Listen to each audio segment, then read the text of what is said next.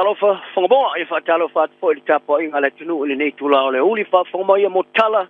ya wa fela no fatapo i mai mo tala tomo silia mare fa sala tang Samoa to mo ne ola tu si tseni sila pa wa na fia tanga to le tu malo sa fata mo le va ale manu nui ono ngo to ai la tu ngo nga sambi talonga tu mau pe fa ngo tana umanga ila na au sa fa ia ina le force mo le talonga mo le rate fa le kelino ni tala. Well, for Maoni, Sila, the Department of Internal Affairs. E Silia ma le fase lau tangata Samoa Samoa nui tau stanga mo le toe mauola tu si tene ni Sila. Talo mai no pasi le tula fono le toe whafoi o seni ale Samoa Citizenship Restoration Act. Le putia le tue ni Sila Pasifika. Samoa ina le matanga aluenga i le Silia ma le iwa se lau lima sfulu tau sanga mo tangata Samoa. Naso i fua le vao le afeib se lau lus fa ma le afeib se lau fas valu. I la tau sa ave seo la tau tūlanga si teni New Zealand, i le mai ai o le whaai unga le wha amsnonga pa si Silia Peritania a le Privy Council, i le awhi se lau wakspurua. Ta au tasi sui o le Parliament o New Zealand pa sia i tue teu teunga o le tūla fono si teni a Samoa i tifo i a Novema, i le teu sanga o mawai. Mo tue te tala i le awanoa i le awalo le tue maua o si teni mo Silia, ma le tolu wafe lima se lau o tanga Samoa sa awhia i le whaai unga le malo New Zealand. Ta whaarier pule awa o mata upole lo toi fale Adrian Chavez. O lo ngā rurua ira mata ngā ruenga, mare mata ngā ruenga o mata upole vai whafo mawhi whata wa inga. E awa o ina leo whai ngā ruenga ara hai komisi e pia. E ngā whai mata arusanga whato ai mo si teni Sila. Ta ia whaaria foi, o lo whato ai e te ngata la tu tāstanga i le hai komisi. O na awina mai eile ni Sila nei mo ngā sesenga i le umi pe tusa matasi le lua vai aso. O le mamalu tangata Samoa e mawhai ona tāstanga mo ne si teni i te tau ana soi fua i lasu sfuta urua mea matua mai, o le tau sanga e awhi sa lau lua sfufa. Ma luma mai, o lasu mo Januari, awhi iwa sa lau Pacific River. O lau whai whasa la lau mai le leitua le niu wha mō o la tu whailo ina nei, e moni, o se tase o la tu tangata whasa la lau sa o fia i lau te, e i ele so tanga ma le loto o le Destiny Church, le sa i wane ini vevesi le whai unga le vaiaso, e tu sai ma le lipo te le Herald. E rusa mare lima sfutanga te yeso tanga male loto a Brian Tamaki. Ta urfale wha malosi le no whanga le Charity Community Center. E te te ai le wha alinga mo tamaiti sa teni malo ai. Te wha whawhine whawhia le stonai. Mo o ai se popolenga i lau whainga luenga. I lo latu sa ngale mū. Ma latu puni ai i latu mo tamaiti i te tonu at tusi. O ata video sa whastala lawina i lunga o wala so ta inga lau tele. Le e fōringa mai sa whaari ai lato le ni whastala lau le tio le ni wha mō peli palala. O ia ofuina le mikia fo tu se le upu o le real man. O au fi ai lau te te. Si tasi o ata sta vai ai, nona si ino sta mai ki pepe i whafore no whanga.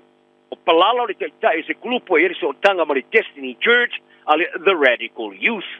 E veo na lipu ki ai i lunga o le lato i tu lau. Ta whastala lau ina iata o ia papati so ina tupulanga le vau i le Australia. E potia le Herald, o uso a whasala lau a palala i a Monica a Young, ma Rick and Roll, ta la wha maunia i a nei tala sala lau i le asona nafi. Ma polomi sia i le la au whaalolongo, e la tu te alolofa, ma langolango i le vaengo tangata kei, i a po le LGBT. Ta wha maunia i Roll i le porkalame, o se mea sa tupu le whaengo le vaeaso sa au fese tasi, o le la tu vaengo au whasala lau. Taru mai le vevesi, e le tue whaalongo ina lava le leo palala le porkalame ale The Morning Shack, ale ni wha mō. O le atau talanga Roll ma a Young, a tu sia i lunga o wala sota inga lau tele le porkalame ale The Morning Shack, ma se a vea i a ngā i le vaengo tangata kei, ma whaato ese, iai. Ma tu sia ai, ono i la tōn tangata whasala lau o le Pasifika, e maua se awa noa le le ngā rulu e i tūlanga o whasala launga. O le alatu wao i nai le sona, ma siri atu latu le lei, tau tua, ma pui ai tu aingo tangata o le LGBT. Ta whaelo ai fo i Roll ma a Young, i le whanua noanga o no le vaengo tangata o le LGBT, ta tau la ia le au te te. Ro whaawau pe i eisu su enga leo ini tua inga, inisi sa a fia i le te te. O le tai o le Destiny Church, tamaki, ta i whaalau te le ina i lana sa uringa i le su sa. O ia sa vala au i le au te te e o e ta ofir wha moe i le whaltusi. O tā pāri minister vai whafo New Zealand wa wasta mana e Winston Peters. Ia le whaamatuino o whaamatalanga umar whea ngainga le moto le kuki sa saini e masaina. O tua ia New Zealand le pāri meo le kuki Mark Brown. E na te leo whaasoa ina uma atu i te susting o marienga ia sainia masainia na malanga le vaso mo bai ta wai oni so fam talanga o falo terena e au fiele ngaru lu fatasti le elino le tai policy paid mining mo le tilo e fa vaina ia official ambassa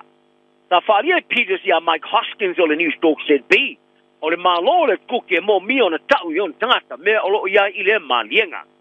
o le tau nei a to ia on tau sanga o sa tonga o le so tanga i vauni sila mana kuki ma faria ia Peters o le mo mi le to fa tulanga o so tanga fa va malo o fainga malo e lua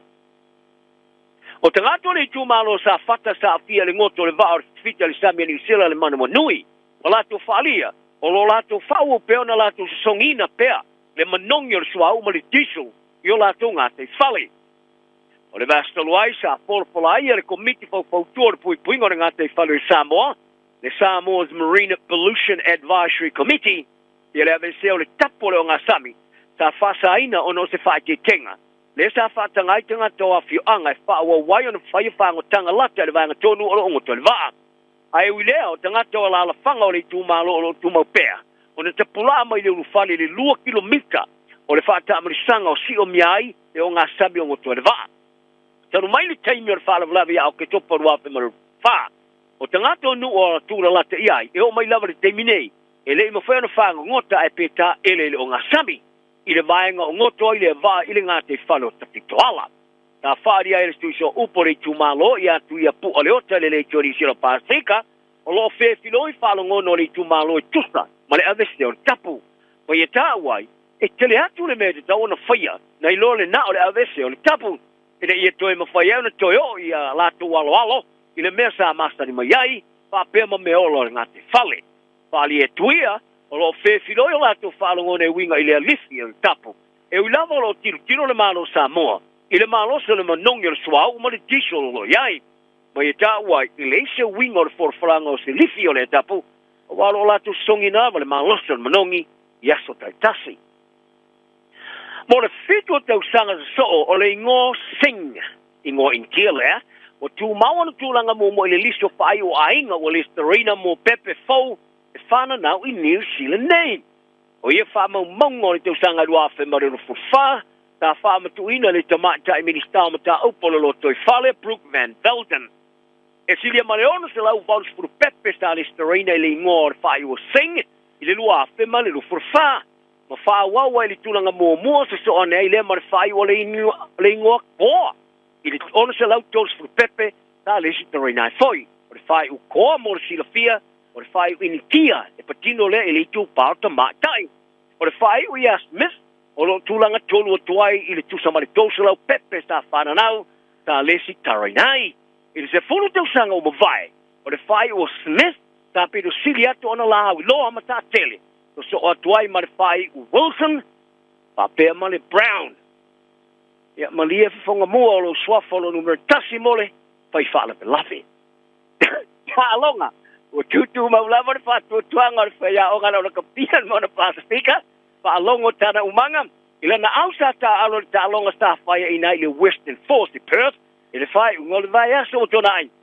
ina ole tasi se swing o fire ile au ole after we name it Queensland Red in Brisbane ile Paulus Freire ile fa solonga ile ole tama sanga supala kapi Pacifico ile ito sanga ole tamata alo ile ina tua ya Lucy Filippo ina ole paua ile ole swinga le ole a mawailo na va normal na ta alonga mo le mona Pacifico mai le no for le fa le Palia fa longo Filippo si tamata alo e fa fia nai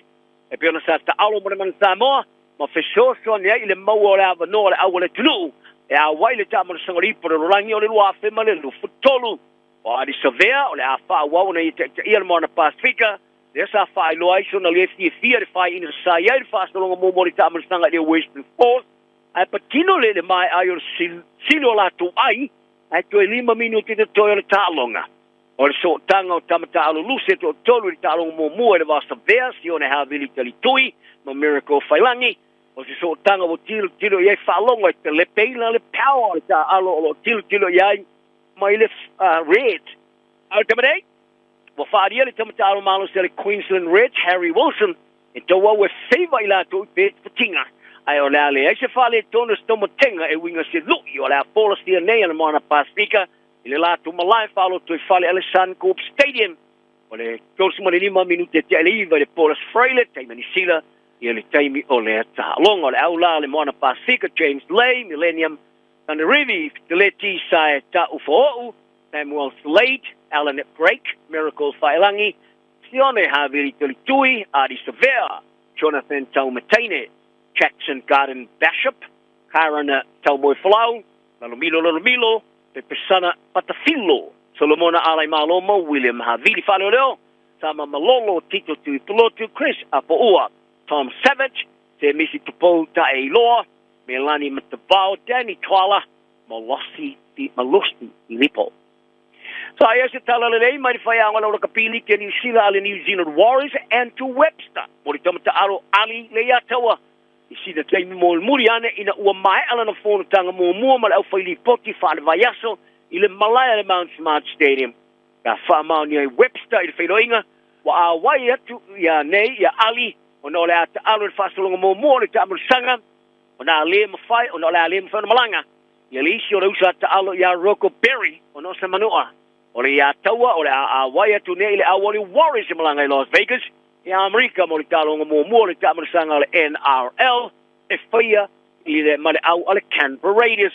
ele se sta silo na fat ia ile for sanga Webster na ile ya tawa asa fa ali ai Webster ta tilo umali ta alo le ya tawa sa yai ai mai sei a ve mata masa mata inalan ta alo ta longa sa uni male Melbourne Storm. Nessa manu malo ile Warriors toast full to full fighting with the Valstone.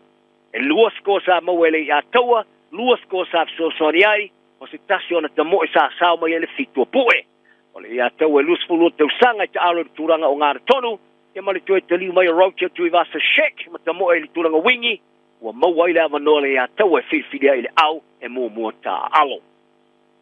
Mali te matai pāre mi o Samoa fia me nao mi ta Afrika yalo ia ona i whaalau te leila le no whanga moa o onga masisi ngau o mema mawha le Oceana, the Oceana Weightlifting Institute and Academy ia pia. Pāre ia le vaiango sisi ngau o mema mawha le Oceana, o lea no whanga o le avema maenga au tua le atina ino le taalonga ili tulangi, i tangata sisi ma le Pasifika o ia le wha moe, e lato te wha o ngaina mo tau vanga, o tole ninga. Ta faia ia fia me o le no fanga o le au foi na ia no fou mo atina o le talongo si singa o me mafa fa ba malo fa i tulangi ia mo le tunu a toa tala na le yaso ia pe no site to uma so i foi mo le so